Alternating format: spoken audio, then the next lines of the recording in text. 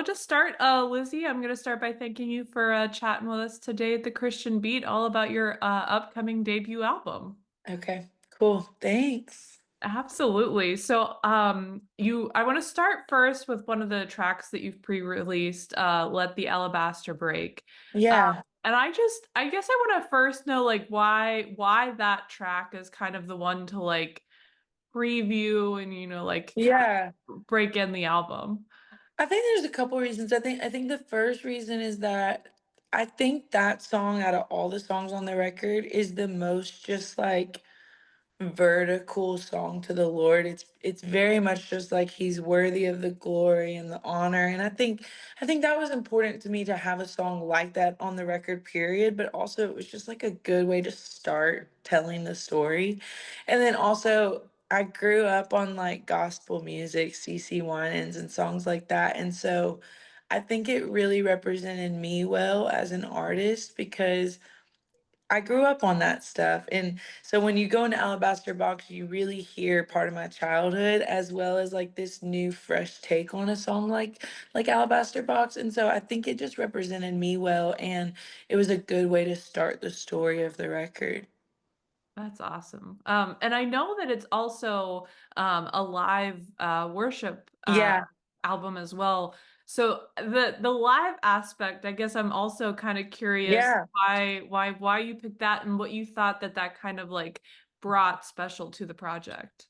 Yeah, for me, I have been leading worship in front of people since I was little. So it's been interesting. Like, since I signed a record deal, we've done a lot of stuff in the studio and we've done some stuff live, but nothing felt more true to me than doing it live with people in the room. I think like that's how most people are worshiping on Sunday mornings. And so I wanted my record to feel like church. And that was the best way to do it, I think. Because you'll just never get that feeling that you get when everyone's in the room going after the same thing, singing the songs together. And it felt really, really true to me. And it made me the most comfortable.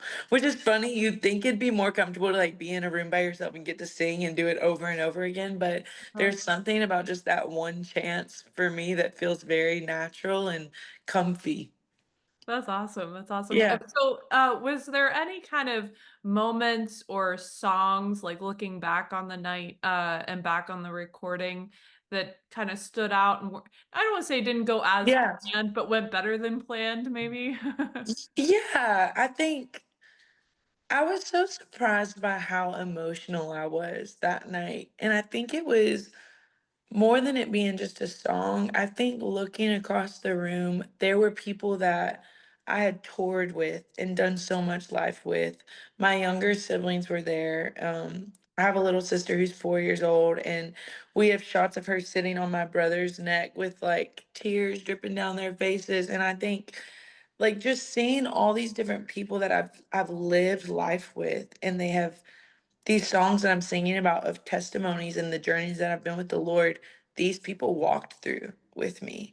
And so I think that was the most surprising thing was just like trying to sing a song and I would be singing about shame or guilt. And then I would see a friend who walked that journey out with me in the crowd. And I was just surprised by how emotional I was. I had just so many flashbacks and memories that night of what the Lord had done for me, for my friends, my family, all that.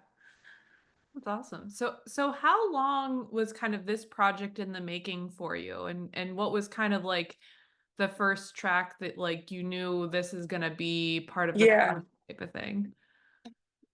I don't know, like we've been writing for a record for a while, but I think what once we decided we're gonna do a live worship project, everything started happening pretty fast. I think like once we had that clear vision of what we really wanted, that was when it was like, okay, songs are coming. And I had a week where I brought in two of my friends, Jonathan Stamper, who's an incredible songwriter, and Naomi Rain. Everybody knows Naomi. She's insane. And they came and wrote with Jason Ingram in Nashville. And we wrote a song called Ancient of Days that's on the record and a song called Unlearning. And I think that was the start of the songs unfolding. Both of those are on the record and I think once I was able to look at my friends and the people who were helping me and just be like, we're doing a worship project. Everyone was like, we get it. We know who you are. Like, and it came so much easier. Awesome. Awesome. Yeah. That's really great. So the title of the project, Not My Will, Yeah. I kind of have an idea maybe of what you were going with it, but do you Yeah. want to talk a little bit kind of like when that solidified for you as well? Yeah. So I'm a church kid. I grew up in church. And it's a phrase that I've heard my whole life, not my will, but yours be done. But when we were trying to think of like names for the record, we wrote out a bunch like most artists do, but not my will in for me personally has just been the thing that if I look over the last year of my life, I've had to live out the most. And I think like it's something that we talk about a lot or we say it a lot, but the depth and the weight of what it really means to live that out is so much heavier than I think we give credit to. And so the last year of my life, I've had to say no to a lot of things and I've had to say yes to a lot of things that I didn't necessarily want to, but I am just so adamant that I really, really want to experience what the Lord has for me and his full plan for my life. And so I feel like for me, it was my story, but also I know that people struggle with that. Like if you're a dreamer or you have a plan for your life, there will be this moment where you're at a crossroad and you're like, this is what I want, but I feel like the Lord may not want me to say yes to this. And I don't think that we acknowledge that there's pain to those yeses and those nos sometimes. On the other side of it, it's so worth it. But in the moment, you don't always know that. And so that was like really, it was just something that I've had to live out for the last year. And it's been really difficult. And so I thought if I'm dealing with it, I'm sure there are other people who are dealing with it. So it just felt like a very true statement. Also, a very true declaration. Like, even if I want it to be my way, not my will. And so, yeah. Absolutely, absolutely. And I'm curious, Yeah. which track I don't want to ask what your favorite is because I know Yeah. that they're all on there for a reason. But Yeah. if you could pick one that you're kind of resonating with the most, like right now in your current season, which track would that be for you?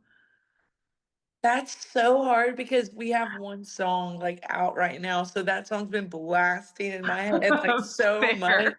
Um, I mean honestly, Alabaster, Let the Alabaster Break with Alabaster Box has been really special just because I've got to see already how people are relating to it. And I think when you make music, that's always the hope is that it touches people and that people resonate with it. And so I think that one's been really cool. And the way that people have interpreted it, they've been putting out their testimonies and the things that the Lord's walked them through. And that has been really, really encouraging for me as an artist, just to see that the music that we're creating is resonating with people. So I would say that's been a huge one. And then one of my favorites has to be Not My Will, as cliche as it sounds. And it really is for the reason I just told you. It's like when I sing it, even if I'm not already like in the place of like, yes, I want to say yes to this, it helps me. Like it's a song that really helps me and it reminds me, like, okay, I know that God's way is better. And so I would say I really resonate with that one right now as well. Oh, that's awesome. That's awesome. Yeah. And going back to Let the Alabaster Break, it's always curious to me that when you have so many testimonies and like listener stories that like they connect and Yeah. they're putting their story in the song that you obviously didn't know when you were Yeah. writing it and recording it or whatever. How does that then kind of transform the song for you then? Like the next time you go to sing it, because you're thinking about then these new stories and these new moments on top of it. Yeah. It's it's so like I don't even know how to explain it because you write songs and you always start them off with just your testimony and your story. Like that's how the start you start singing the song.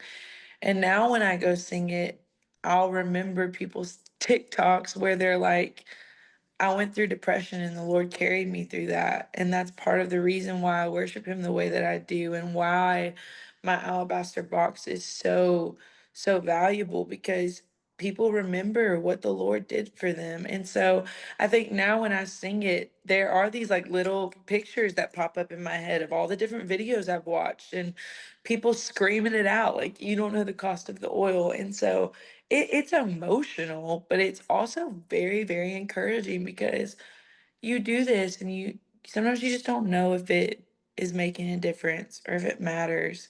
But you do it and then stuff like videos happen and you're just like reminded of why. And it's really, really special. Absolutely, absolutely. So I'm gonna let you kind of close with one final Yeah. question here. And I just want to give you the opportunity. I know we've talked about Not My Will and kind of your heart Yeah. behind it, but just to give like one final, like what your prayer is, what your expectation is for when all of these songs get to be released and listeners get to interact and kind of put their own stories onto all of them. Yeah.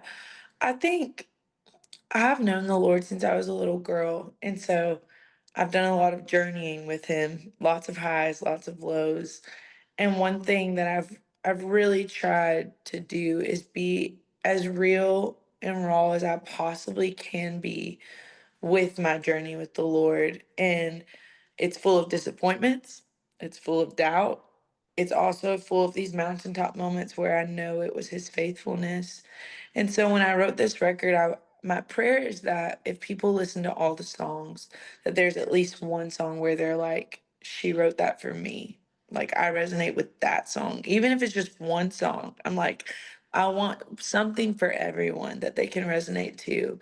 And that all the things that maybe society or church or different people have made people think that God won't accept or that God doesn't want to talk with you about or doesn't want to journey out with you about. I hope that this record reminds people that you really can't go too far. His love reaches far beyond what you can imagine, and you can bring your failures, you can bring your disappointments, you can talk to him when you're doubting. And so I really, really just pray that my stories and my testimonies will free people up to have a very real, authentic relationship with the Lord. That's awesome. That's awesome. Well, I just want to thank you again, Lizzie, for taking the Thank time to you. chat about your project and your heart behind all of it. It's been a good conversation. Thank you so much. Thank you for having me. I'm grateful. It was fun.